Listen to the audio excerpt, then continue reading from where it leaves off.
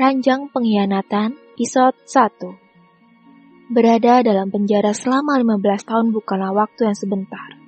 Siksaan demi siksaan sudah dijalani oleh seorang pria bernama Axel Austin.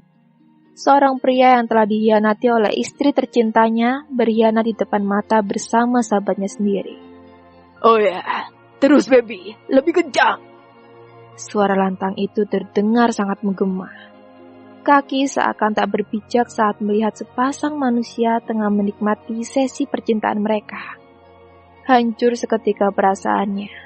Rindu yang tertahan lenyap dengan emosi yang membuncah. Axel tak lagi bisa menahan amarahnya saat melihat istrinya tengah ditiduri oleh sahabatnya sendiri. Brengsek, bajingan! Suara Axel meninggi menghentikan percintaan mereka. Tangan Axel merekat kuat menahan amarah jika teringat akan masa lalu 15 tahun silam. Pengkhianatan istrinya berakhir tragis. Awal ingin menghukum sahabatnya, memberikan bokeman mentah kepada lelaki itu. Tapi apa yang terjadi? Semua di luar kendali. Sahabatnya itu memang sudah bersiap siaga. Ia meraih benda yang bisa menghilangkan nyawa dalam sekejap. Pelatuk itu menembus tubuh istrinya. Sang istri berniat melindungi suaminya. Hana, istri dari Axel Austin, menghalanginya agar tidak terkena timah panas itu. Tubuh yang tengah telanjang itu terkapar dengan darah yang bersimbah. Kejadian 15 tahun lalu itu tak luput dari ingatannya. Kecewa, sakit, benci menjadi satu. Pengkhianatan berakhir ditinggalkan untuk selama-lamanya. Hana meninggal saat di perjalanan menuju rumah sakit. Dan tersangka kabur. Sebelum pergi, dirinya memberikan benda mematikan itu di tangan Axel, sehingga tuduhan itu tertuju padanya. Sehingga Axel mendekam selama 15 tahun di penjara. Dan hari ini, dirinya bebas. Itu pun bebas bersyarat. Selama di penjara ia berperilaku baik dan akhirnya ia bisa keluar lewat tebusan sejumlah uang yang tentunya dengan nominal yang sangat mahal. Hari ini, ia kembali ke rumahnya. Tak sabar ingin bertemu dengan sosok gadis yang kini berusia 16 tahun. Gadis yang dilahirkan oleh Hana. Gadis yang ia tinggalkan selama belasan tahun. Sosok ini menjelma dengan rupa yang sangat sempurna. Gadis cantik bermata biru dengan rambut berwarna coklat bergelombang. Tubuh yang berisi, bentuk tubuh yang sangat sempurna. Cantik yang diwariskan Hana begitu dominan. Tak ada kemiripan dengannya. Axel, mata wajah cantik itu tak berkedip. Wajah gadis itu sangat menjelma seorang Hana. "Daddy!" Gadis itu memeluknya. Kau sudah tumbuh besar, Ele, ucap Axel. Griselle, nama yang diberikannya 16 tahun lalu. Bayi mungil itu melengkapi hidupnya bersama Hana. Sebelum akhirnya semuanya hancur karena sebuah pengkhianatan. "Aku rindu, Daddy. Kenapa baru sekarang Daddy pulang?" Ellie menatap wajah Axel ini pertama kalinya ia melihat wajah itu secara langsung. Gadis itu tidak tahu akan keberadaan Axel selama ini. Yang ia tahu, sang Daddy berada di luar negeri karena urusan bisnis. Selama ini, Griselle hidup bersama pengasuhnya. Axel sengaja tidak memberitahukan akan keberadaannya.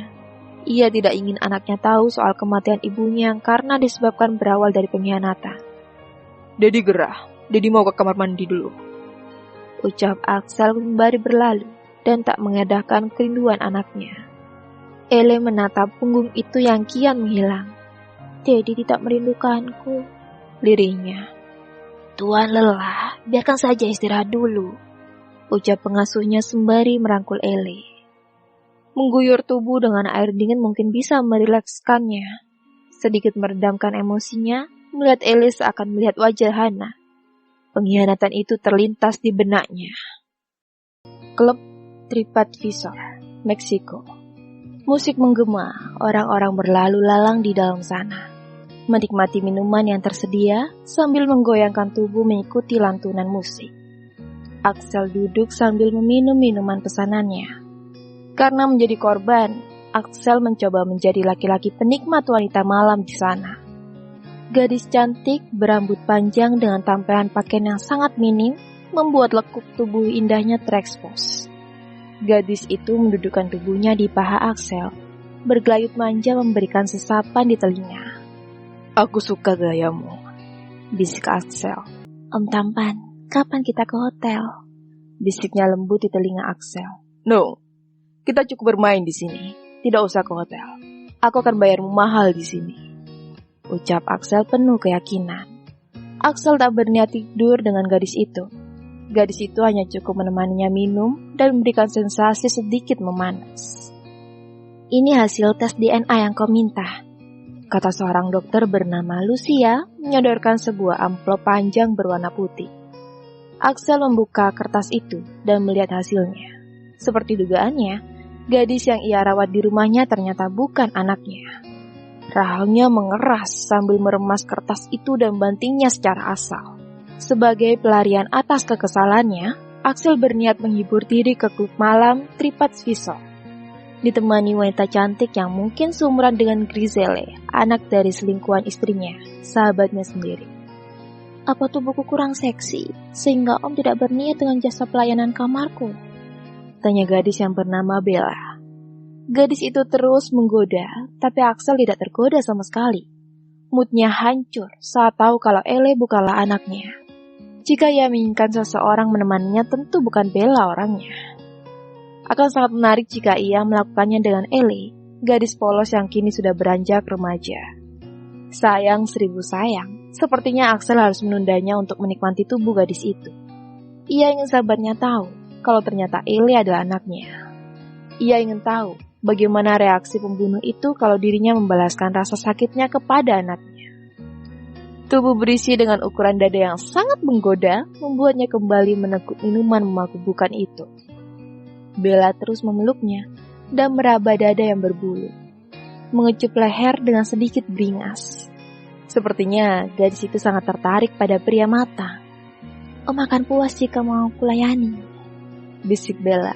Tidak untuk saat ini, balas Axel. Kamu cantik, aku yakin kamu bisa memuaskanku. Kamu pasti berpengalaman. Axel mengendus dada Bella yang hampir tumpah. Axel benar-benar mabuk. Ia berjalan menyusuri dinding rumah. Ia menolak saat sang supir membantunya masuk ke dalam.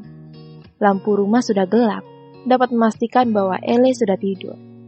Meski mabuk, ia terus berjalan ke arah kamar. Kamar yang ditempati Ele adalah tujuannya. Kamar terbuka lebar. Ele tidur dengan nyenyak. Axel berjalan menghampiri ke arah tempat tidur. Kaki jenjang yang terlihat begitu menggoda pakaian yang minim, sebuah lingerie berwarna hitam melekat di tubuh Ele. Axel menelan saliva saat melihat dada Ele yang terapit di sela guli yang dipeluknya. Axel melompati tubuh Ele di tempat tidur. Pria itu merebahkan diri di belakang Ele dan melingkarkan tangan di pinggang gadis itu. Aku menunggu waktu itu tiba, bisik Axel mendekap tubuh Ele dari belakang. Pria itu akhirnya tertidur dalam keadaan memeluk gadis itu. Hingga beberapa saat, Ele menggeliat. Ingin bergerak tapi sedikit susah. Tubuhnya sulit digerakkan akibat ada yang memeluknya. Ele menyentuh sebuah tangan yang melingkar di perut. Sontak membuatnya takut dan langsung membalikkan tubuhnya. Dedi mabuk. Ele mencium aroma alkohol dari tubuh Axel. Biarkan Dedi tidur, ucap Axel kembali memeluk putrinya. Kenapa Dedi tidur di sini? Axel tidak menjawab karena kembali tidur melanjutkan mimpi. Ele benar tidak bisa bergerak. Hatinya sedikit gelisah karena tidak seharusnya sang Dedi tidur bersamanya di kamarnya. Pagi hari, Griselle tengah sarapan dengan hatinya yang sedikit cemas mengingat kejadian semalam. Ele menyingkirkan tangan yang melingkar di pinggang. Entah sang Dedi tidur atau tidak. Yang jelas, pria itu menyingkirkan guling yang dijadikan pembatas oleh Ele. Membantingnya lalu kembali mendekap tubuhnya. Ele memejamkan mata, mengusir rasa takut yang menguasai pikirannya. Ia takut menjadi korban seperti berita yang selalu didengar dari tayangan televisi. Tidak ada terjadi sesuatu memang. Pria itu hanya memeluknya tidur. Berpikir positif, mungkin ayahnya rindu karena sudah bertahun-tahun tidak bertemu. Apa susunya kurang manis? Tanya Carla, yang tak lain adalah pengasuhnya serta asisten di rumah itu. Wanita itu sudah mengabdi bertahun-tahun. Eli sedikit kasihan pada wanita itu. Usianya sudah menginjak 40 tahun, tapi belum menikah. Ellie memanggil wanita itu Miss Carla. Miss, sekarang sudah ada Daddy. Miss harusnya menentukan hidup, Miss. Miss harus menikah, ucap Ellie. Kamu belum menikah? Aku kira sudah. Suara itu tiba-tiba terdengar. Ellie menoleh ke arah sang Daddy. Pria itu duduk begitu saja seolah tidak terjadi apa-apa dengannya. Kamarmu buat tidur Daddy nyaman dan nyenyak. Nanti malam, Daddy akan tidur di kamarmu lagi, ujarnya tanpa memikirkan perasaan anaknya. Carla melihat ke arah Axel. Sebenarnya ia bersahabat dengan Hana mendiang istrinya. Dari situ, ia diminta untuk menjaga Griselle. Buatkan aku kopi, pinta Axel. Baik. Carla undur ke dapur. Kalau begitu, aku tidur di kamar tamu kalau Daddy mau tidur di kamarku, tutur Ellie. Kenapa harus pindah kamar? Memangnya Daddy mengganggumu tidur? Axel menatapnya. Apa Daddy tidur mendengkur? Perasaan tidak. Daddy tidur tidak bersuara. Selesaikan sarapan. Daddy yang akan mengantarmu sekolah. Ellie tidak bersuara. Ia merasa Daddy-nya aneh. Tidak seperti saat bercakap di telepon. Gadis itu menyelesaikan sarapannya, dan Carla datang membawakan secangkir kopi yang masih mengepul untuk Axel. Pria itu meraih cangkir lalu meniupnya terlebih dahulu. Sudah selesai? Tanya Axel. Ellie mengangguk. Dan mereka pun berangkat ke sekolah. Selama di perjalanan, Ellie bercerita tentang teman sekolahnya. Jadi harus tahu tentang temanku di sekolah. Aku punya teman. Dia bergaul sangat bebas. Tapi, kenapa orang tuanya mendiamkannya ya? Maksudnya bagaimana? Ucap Axel menatap wajah anaknya yang tengah bercerita. Iya, dia sering bergonta-ganti pasangan. Sepertinya bebas tanpa dilarang. Kamu mau bebas? Tidak, aku tidak mau seperti dia. Aku benci padanya. Dia sering mengganggu teman lelakiku. Kamu sudah punya pacar? Tanya Axel. Belum, dia hanya teman dekat. Dan aku tidak suka wanita jalang itu mengganggu temanku. Tidak apa-apa, asal kamu jangan seperti temanmu itu. Jadi tidak suka jika kamu mulai berhubungan dengan laki-laki.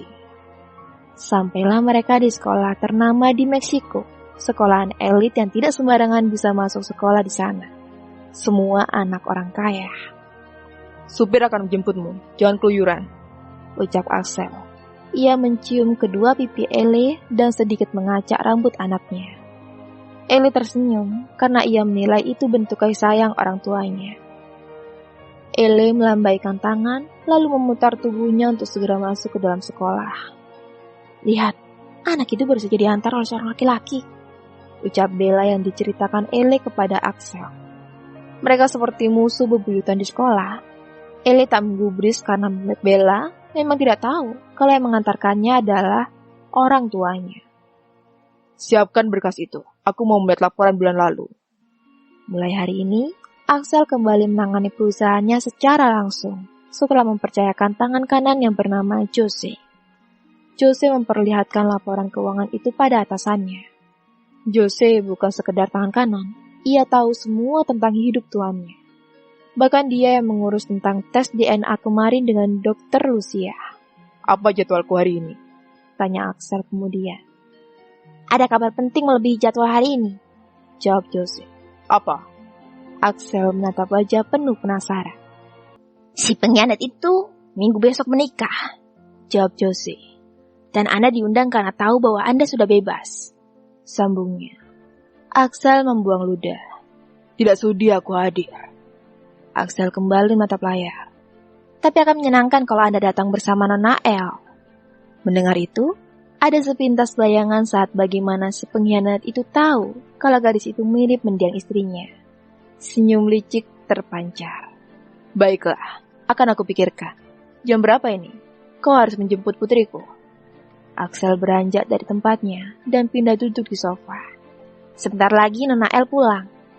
Suruh supir jemput dan langsung antarkan pulang. Jangan beri dia kebebasan. Aku tidak suka dia dekat dengan pria manapun. Kamu tahu maksudku kan? Axel menatap ajudannya sangat tajam. Iya, aku akan menyuruh seseorang untuk menjemputnya. Tapi Anda jangan terlalu mengekangnya. Gadis usianya harus happy. Jose menasihati. Dia akan selalu happy bersamaku, Jos. Aku kira Anda mengurungkan niat pada Nona El. Aku hanya ingin putriku mengenalku bukan laki lain. Sangat disayangkan jika aku mengabaikannya. Setelah mengatakan itu, Axel menyalakan rokok dan menyesapnya. Si pengkhianat itu akan merasakan betapa sakitnya jika tahu kalau aku yang melakukannya kepada putrinya.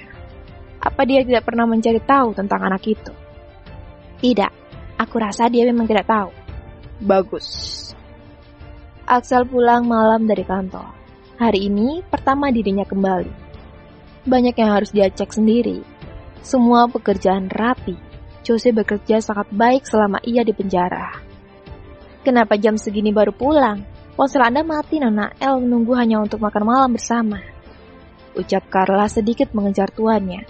Karena Axel berjalan sedikit tergesa saat tahu ada pesan dari anaknya yang tengah menunggu. Apa dia sudah makan? Tanya Axel yang masih saja terus berjalan. Lalu melirik jam tangannya. Belum. Aku sudah menyuruhnya makan duluan, tapi dia tidak mau, tetap menunggu Anda. Keras kepalanya seperti Hana. Axel melihat anak gadisnya tidur dengan tangan terletak di atas meja kepala bersandar di tumpukan kedua tangan. Lalu mengusap rambut sampai gadis terkejut dan mendongak. Akhirnya Didi pulang juga.